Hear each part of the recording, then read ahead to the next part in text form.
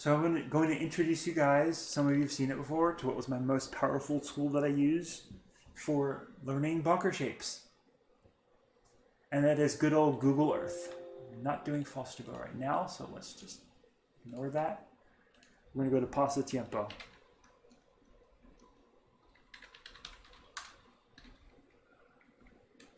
In a future episode, I could go into some more detailed aspects of Mackenzie's style in particular, especially as it relates to bunkers. There are just a couple little quick bits that I think would be beyond what people would be looking for and maybe what should be covered with this portion. So his bunker style, first off, is quite wild. I just picked this hole randomly. I don't think I've actually looked at it much before. We can see here, generally speaking, this here is kind of like a little bit of a better version of what I was trying to make with that one sitting off on the hill. I think also because of where the green is, it's not trying to go as much like that as it is kind of just forward a little. So it works better. Like I had the wrong spot for what I was going for. This one here kind of goes around that portion of the green. And the fingers here kind of go, where do you know, towards the green. And this finger here sits up quite a ways and is really pushing into the green quite a bit, you can see. And this bunker in the back kind of points down towards it. These are fun shapes. On hole 6, we have a lot more kind of typical finger shapes here. Doing, what would you know, all kind of generally going in this direction of the green. That's a good, these are golf carts there, in case you're wondering.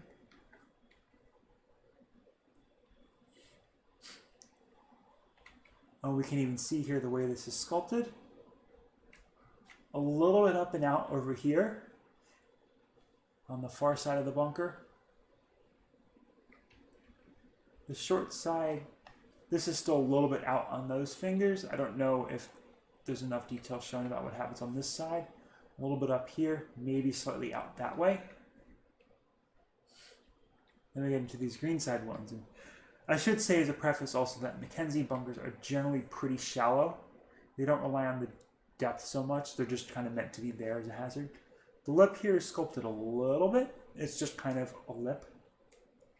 And then the sand here very much just points up towards this green.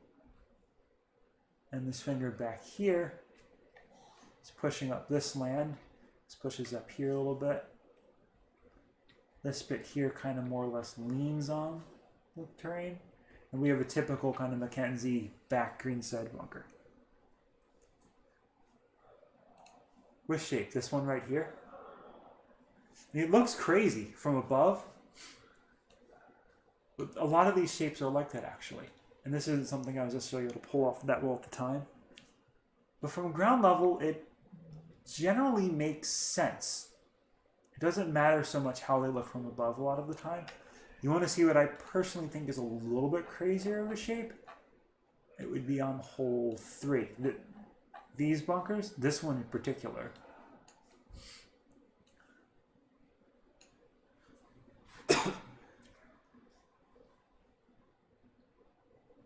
This one kind of generally goes up this way and a little forward. Then we have a double stacked bunker, kind of like some of the ones on Belly Hack.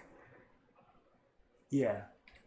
This one from the tee looks phenomenal over here on the right. This is one little Mackenzie kind of stylistic tidbit. On a lot of his bunkers, he almost likes to use the sand as like a little bit of a foot. And even some other designers do this, but this is much more exaggerated. This example right here, a little bit kind of as a foot, like the sand is supporting itself at the bottom and just resting on the ground here. A little more so than it would absolutely have to. And the shape here, this shape sculpting right here is actually kind of similar to what I was doing with that little bit of quote-unquote Matty Thompson stuff. It's very much just the sand is up, and the bunkers are all sorts of wild shapes doing their own thing. And this one right here is literally just like straightforward, and it's just up from the top out this way. And behind the green we have another really nice bunker shape here. Just kind of wild, reaching up and pointing back towards where the green is at. Then we have a couple more interesting ones. Hole 4 actually has, you see the way these are shaped? Like this one here and this here. I don't think I've seen that on any other Mackenzie courses, or I don't think I've seen him duplicate those kinds of shapes anywhere else in particular. Let me just go back to the T here for a bit. But I will say there was a fair amount on what I did on Coca-Cola as I was first kind of learning shapes and that kind of stuff. That was literally just like somewhat copying aspects of shapes here or Cypress Point. So these bunkers generally push out this way and a little bit up, kind of towards the green actually, down the golf hole.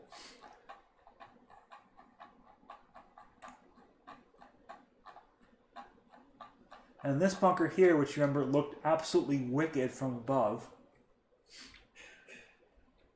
looks kind of like a typical Mackenzie bunker from here. In this case, this one is stacking quite nicely, like into these bunkers behind, and kind of this part here is helping to lead the eye towards the green. The bunker itself is pointing back this way. So it's doing all these different things. And if you remember this shape from above, it's a shape never seen anywhere else on any of Mackenzie's courses, at least what I've seen so far. Very unusual bunker shape. And if we come up to these greenside ones, this one's doing the same kind of stuff. It's all just kind of pushing up a little this way towards the green. This one here is literally saying, okay, you're going to look this way, so you do.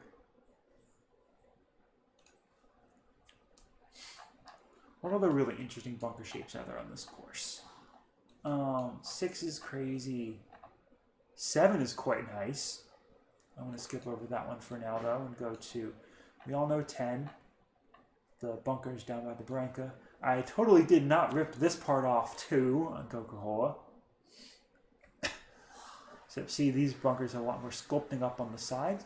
Whereas a mistake I made for my version of the hole, I could have used a little something else off to the left. Either another bunker or just some sculpting there to kind of bring things in from the edge of the whole corridor. And then here sits this green. The bunker's all kind of just like a row leading towards it. 13 here, these are awesome.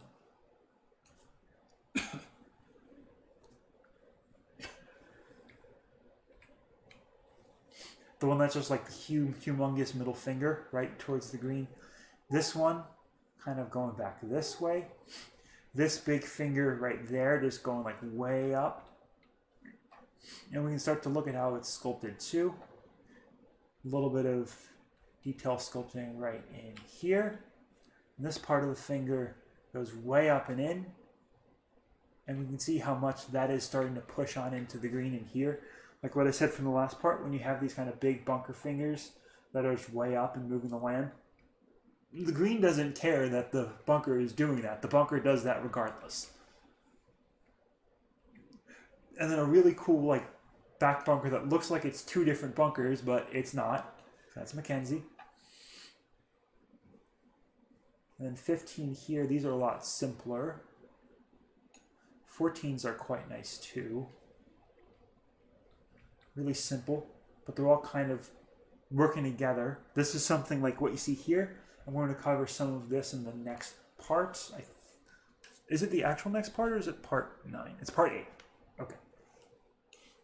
So topics with bunkers working together comes next. This is the hole with the Branca running down the middle of the fairway. As you can see, it's rather crazy. And the bunkers themselves, what do you know again? It's kind of pointing up this way, and it's stacking nicely with this bunker there. It's just bunker, and then straight to the next bunker, which does a really nice job going right up towards the green. We have a little back bunker here, kind of just there, partially for embellishment, partially to tie it in.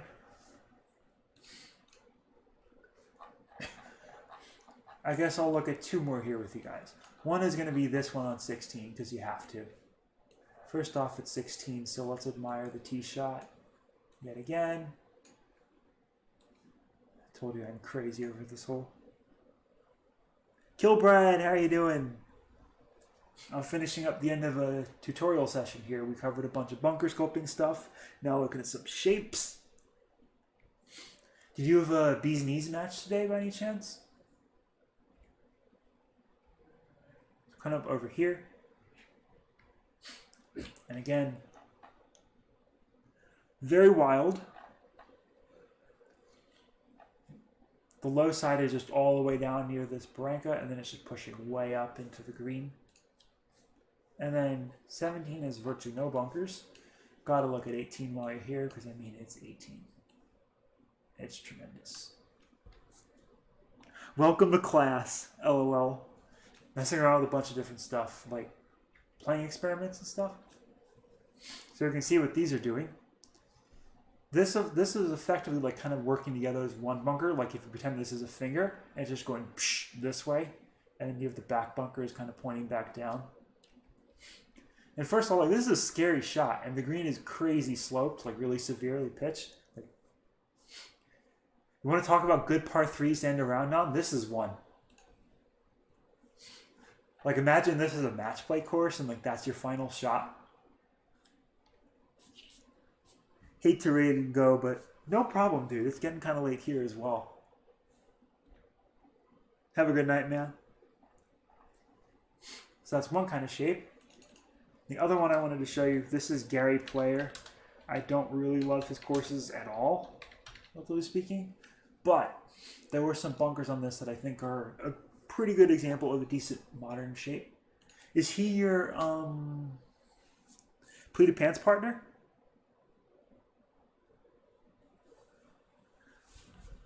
How you doing, Lex? The rest of y'all, how are you doing?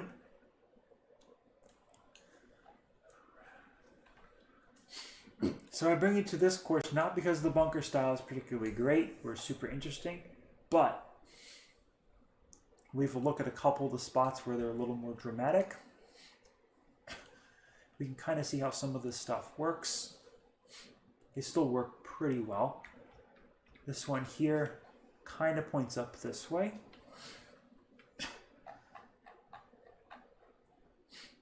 And then this one here you can see is very much kind of just a long bunker tying things in this direction, and then this part here is kind of pointing up out and a little to the left. And then you can see a little bit of the way this stuff meshes with the fairway a little bit.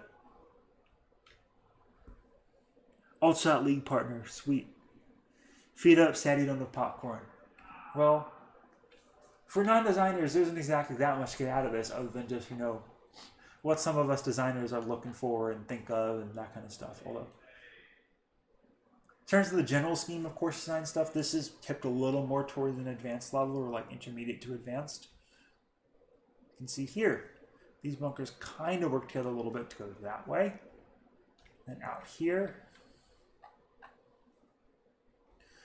remember what I was kind of saying where you have the points out from the side and they keep kind of gradually moving in and mesh with the land here too.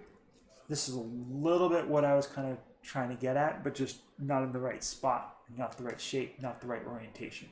This stuff all takes a lot of practice. And then there's one other bunker here to kind of complete the picture where it's kind of leading this way, and this bunker is like, oh yeah, it is kind of going up this way in this direction. That's what that's saying. Yeah, that's very much what a lot of bunkers are doing. Or in some instances, the other main functions for them visually are like either bridging gaps or kind of stacking into obscure space and just lead to other features. Like they can point to other features, not just the green. This one here is not a great example, but it's trying to point in to the left. As easy as those fingers. Are there more decent ones on this course? Maybe, maybe not. The course itself isn't that great. Yeah, let's look at this for fun. This is a fun looking bunker off the tee here on 7.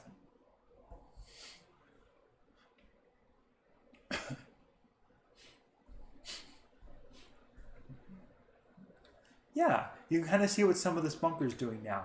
It's like you have space out here and it's kind of going like this, this, this. Okay, this way is what it's doing. This one out here is kind of going a little bit up and over. And the hole bends to the left slightly. This one's kind of going up. So if we look at the way the actual golf hole goes, they're both helping you look down the path of the golf hole. That's what bunkers are supposed to do from a framing perspective. I guess we can look at this one too. It's a little deeper. So it'd be hole 9. A little bit kind of out and a little bit up as well.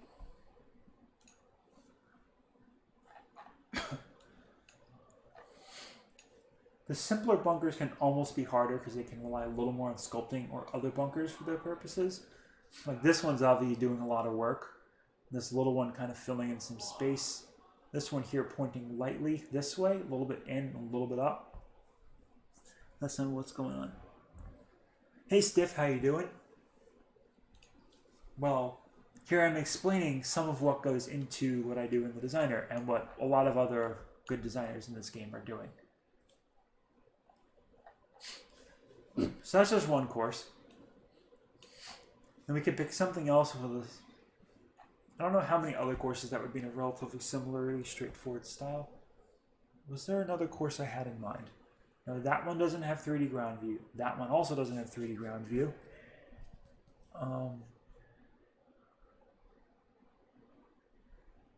Doak stuff can be a little harder sometimes. Minnesota Valley. Well, if you want to get into Minnesota Valley, first off, we got to start getting into other forms of bunker framing, bunker sculpting, using grass wall bunkers. Not to mention sand lines where they're angled, little variations in those things. It gets a lot more complicated. Like, I wasn't just kidding, like, in terms of why I wanted to start with this stuff. But anyway, speaking of Minnesota Valley, that's Rainier. They got grass wall bunkers. That's the next thing we're looking at. And probably the final thing for this tutorial portion, because this is a long one.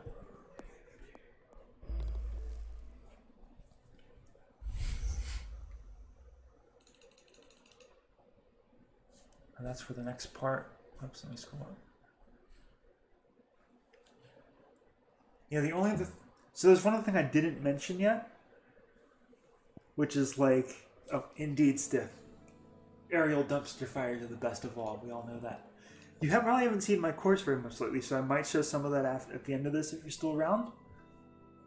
It's still got a good ways to go because I've been kind of slow on it. But I did want to go back to this for some flat bottom bunker stuff.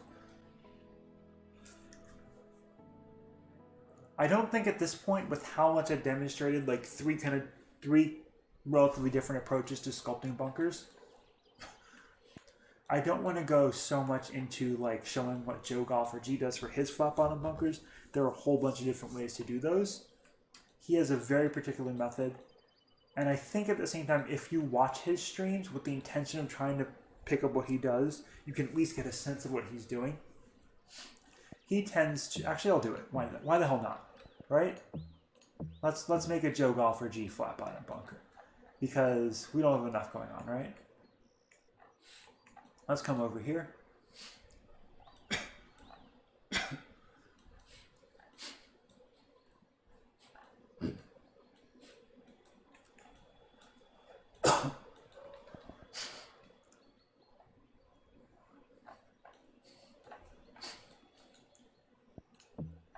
I kind of like this bunker, so I'm a little less inclined to remove it. But I guess we could split the fairing and have like a flat bottom bunker off in here. So let me just do this. Take the brush, go down some more.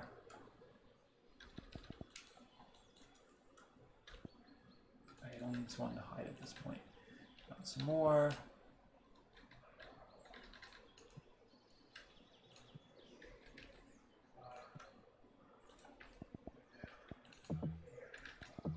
Get this side generally a little further down towards where the bunker is, or we can just use this brush here. So there are a couple other things I didn't mention earlier on that I wanted to. The first one is whatever kind of bunker shapes or style you want to go with, the way you really know you're starting to get a grasp on the style is when you start to feel more comfortable being creative with it. Kind of coming up with some of your own shapes, or maybe getting your own kind of sub-style within the style. That's when you know you're really starting to pick up on what you're doing and that you've kind of found it. The other thing is with the tools in general. A lot of what we do is just kind of trying to think of ways to get the tools to do what we want them to do. So like here, you can see as well, trying to bring some area out a little bit, just so that this bunker is more visible. This is by no means going to be a perfect flat bottom bunker whatsoever. This is also very deep already. No, not super deep. 3 feet. Not necessarily an ideal place for one to fit, but for a demonstration, we're going to do it anyway because what the hell.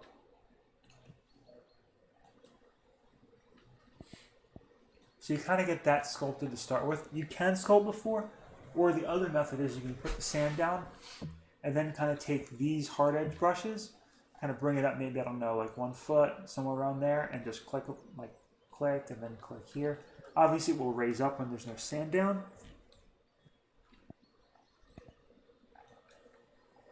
I think I took all that out, right? Yeah. So what Joe actually does is he lays down little bunker spline rows like that so that it doesn't get as much auto-generated sculpting depth. And then he uses raised brush real carefully to bring up the bunker surface so that it is like pan flat.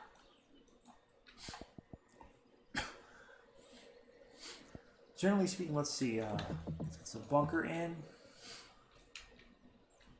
I'm just going to use brushes for this. Make sure we get enough sand in here. This is going to be a very basic flat bottom shape. There are a couple things we can do already. Let's go to sculpt. We want to get this depth up, so now, because we know how bunker math works now, we can generally go like this. For starters, we come and use this brush. And we're just like close to flat. We can bring it all up a bit. Oh, it glitched. There we go, that's working. It's like, something seems off, as it was. So if you want to make it this way, then you raise this up a good bit to the edge. 1 foot 2 seems to work pretty well for this, by the way. To the edge, to the edge. We could go the extra step and raise this stuff up a little bit, carefully.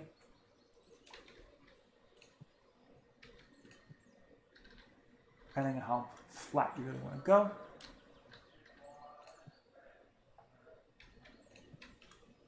Something like that. This would definitely qualify as a grass wall bunker if I've ever seen one. Is it pretty yet? No. A lot of that has to rely on like the decorative sculpting and stuff. Which I think is a lot harder on these types of bunkers. And also I just put this down literally to demonstrate how you sculpt it, not so much to just like work it into a frame. If you need me to explain something I just showed in a little more detail or kind of walk through it at a more manageable pace, just now would be a good time to say so.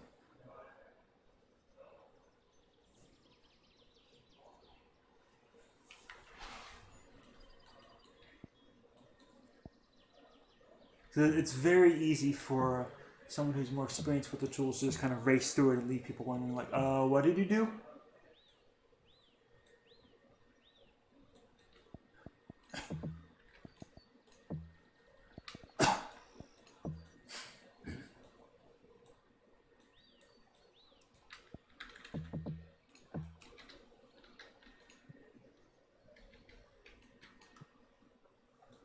Just want to do this here.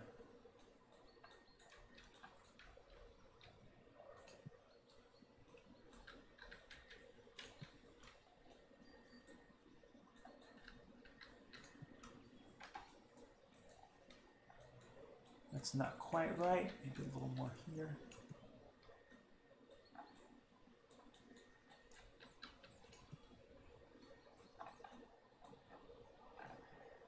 That's better. Okay, so let's continue on. I just want to touch on this really quickly, and I'm still relatively speaking, novice with this. A big part of flat bottom bunkers is the way the sand itself kind of forms a line around the edge. So I'm kind of trying to go like similar height here. And then it's stepping up just a little bit there, and then kind of like that there. And you can even sculpt some of this up some more. This is, I'm not expecting you guys to pick this up on the first go. That can kind of help with framing a little bit at times. Maybe this can just push up to even more of an angle. All sorts of stuff to play around with. Yeah, you gotta use them when it makes sense. Especially if you go this flat bottom. And then for the lip sculpting, since it's all grass wall, you can kind of just pick it up and just make a nice tall grass wall. This part's already kind of there, but knowing what we know about general land flow and movement, we'd probably want this part to come down a bit, and then down more.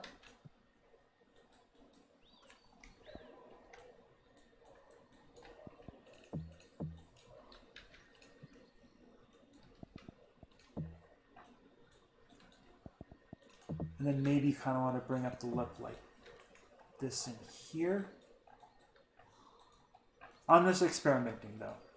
I'm not exactly proficient in this kind of style.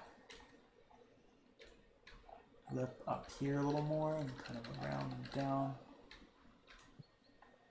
And this is not really set at an ideal angle either.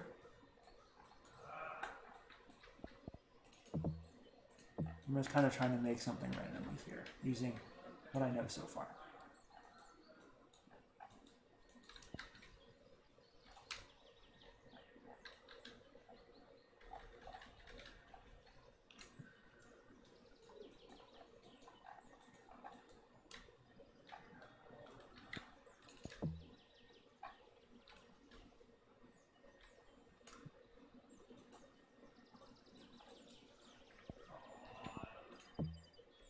And this is much too deep for this spot as well, so just from that alone it's going to be hard to get it to mesh. But I was really just trying to show the sculpting methods that you would use.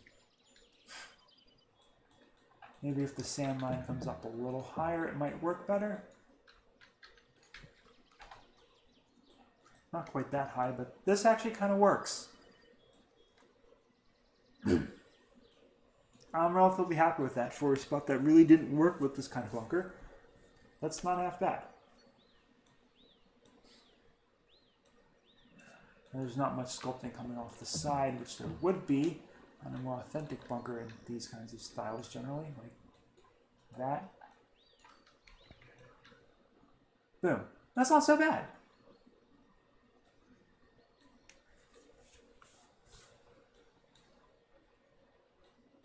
Obviously, it's not really visible from here, and it does not make sense with this whole design or the land flow at large, but that's one way to do a flat bottom bunker. In general, you just want to be creative with the tools. So, heck, I'm just going to make a bally bunker right now, because why not? So I'm making a bally bunker. Let's say I want a big, giant TIFU bally bunker right in here on the scuff hole. It kind of has a finger that wraps around. It's kind of going to go way off into here and do its own thing.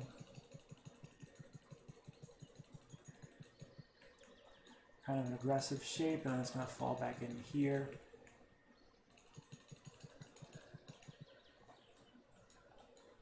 Also, this is the style I've been working in the most lately, so I'm much more proficient in this at this time.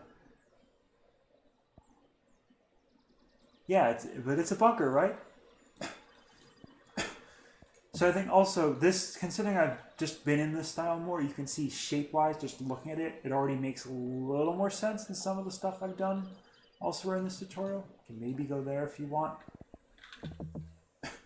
And for that, I've been using this line brush to help with getting those really pointy edges and that kind of stuff. Pithy Dr. G, I think, likes to use this brush, or other brushes. You can use this one in particular, or even the circle brush, and use advanced edit to stretch out the shapes and get stuff like this. And then it's the same kind of idea when you get to this point, like a really narrow shape. This is the same idea that I've been using on mine. I'm just more comfortable with this one at this point. Let's go. And then why the hell not? Let's put in those kind of points.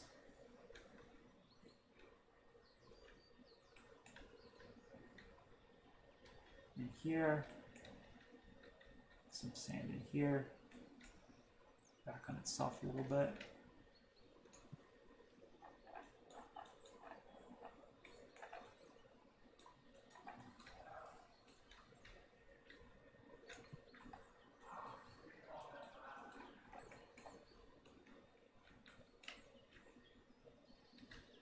I will say that stylistically, it's so much easier to work in a style that you've just been working in. Like coming off of Coca-Cola, I had the issue at first where everything wanted to be a little bit closer to Mackenzie bunkers because, well, what do you know? I was making Mackenzie bunkers. I guess just to come a little bit wider through here. Still almost wide enough to consider an island in the middle for this style. Let's just not for now.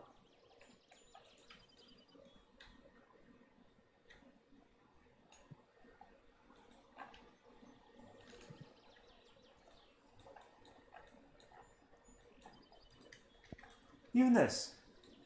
It's not fine-tuned, but a shape like this will generally work. I really do think it's a... Sculpting-wise, this part's going to be a little more like that, maybe.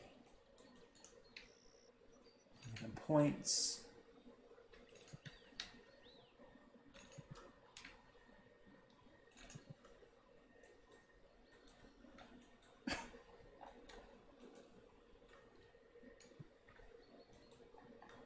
Yeah, like that kind of shape, more or less, for a quick job. Then, because we remember the other steps, got to get sand in your bunker, because HB. So we put sand in our bunker, that way it will sculpt properly. Bigger brush will go slightly faster for this, but I'm just used to using the skinny version at this point.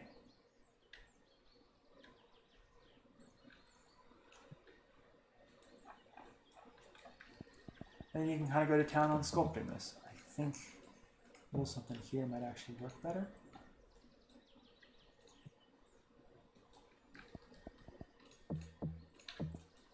And then the actual bunker shapes I'm using, this is why I actually said a while back that this style is not as easy as it looks compared to like Mackenzie and that kind of stuff.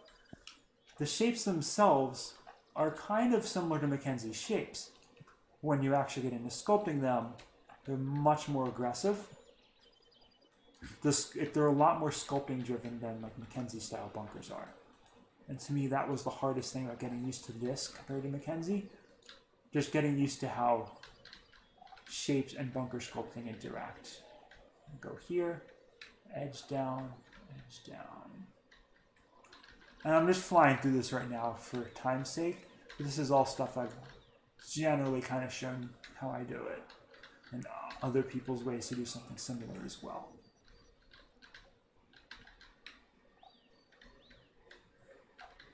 This right is quite deep. Let's go up there.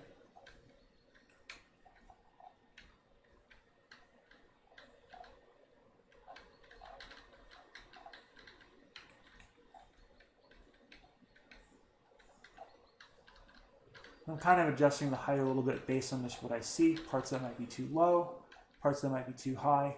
I really do feel bad in the sense sometimes for like fillable controller stuff because this method is almost impossible to use on that. You let it go and this is kind of crazy as is, the way it sits right now. Maybe in the end we kind of want say this part down, I guess let's just raise this down, this up a bit, maybe like here, here. This edge is going to come up a little like that. Is it perfect? No. And then you kind of go in and put the final sculpting on it with this brush of all, because to get such an aggressive lip, you need something a little more like this.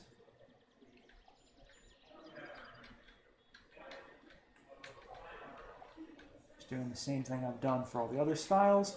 This is supposed to look a lot more aggressive with this. Up a little further even. Down.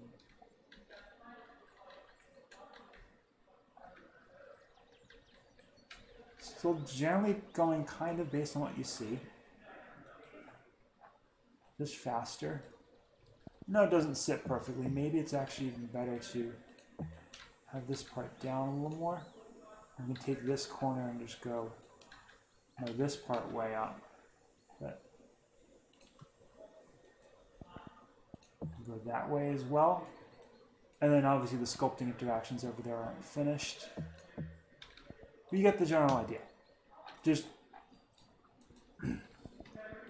thinking about changing up what you do with the tools for the situation you have and for the style you're aiming for.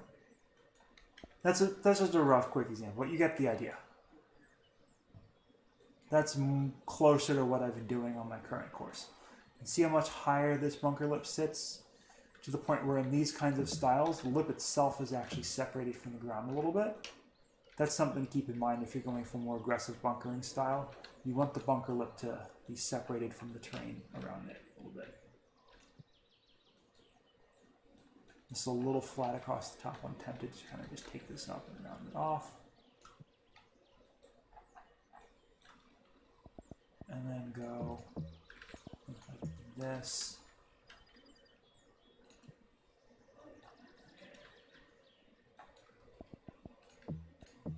Here.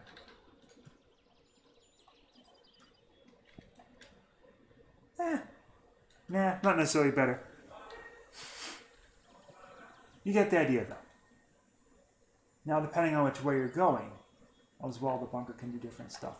Maybe this finger here you decide, oh I really want this way up in the air for the look. This stuff up to there maybe. It's all going to function differently. And then maybe say things are low enough back here where, let's just drop this stuff down real quick. This is your T angle. Boom. Blind shot, TIFU bunker, whatever you want to call it. It doesn't sit that well with what's behind it because it wasn't done with that in mind, but you get the idea. This makes the tee shot look a lot more dramatic than it otherwise would. Maybe, no, it didn't sit well from there, but it was sculpted from here. You kind of see what I have in mind with that. And you change it up. It's really, really hard to explain shapes and stuff because there are so many different things you can do with them. And in each case, it's different based on how the land sits and all that stuff.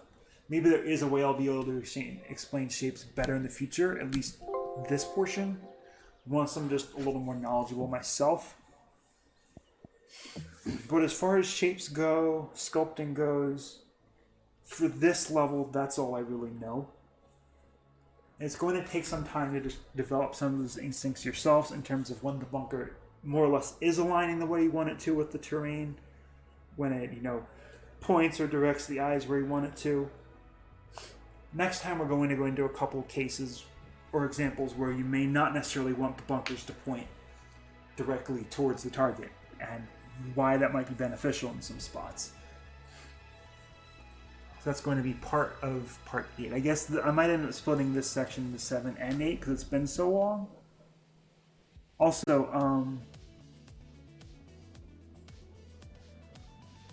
I guess that's really all I have for you guys.